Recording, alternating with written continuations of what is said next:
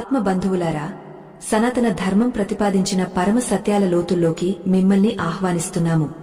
జీవితం అనే ప్రవాహంలో మనం ఒక్కోసారి అలసటతో, ఆవేదనతో నిండిపోతాము.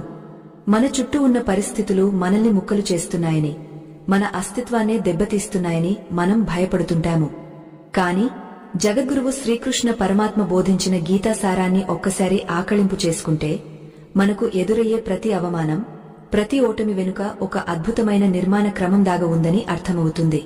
ఈ ప్రయాణం కేవలం మాటల కోసం కాదు, మీ అంతరాత్మను మేల్కొలిపి మీ జీవిత గమనాన్ని మార్చడానికి ఉద్దేశించిన ఒక దివ్య మార్గదర్శనం.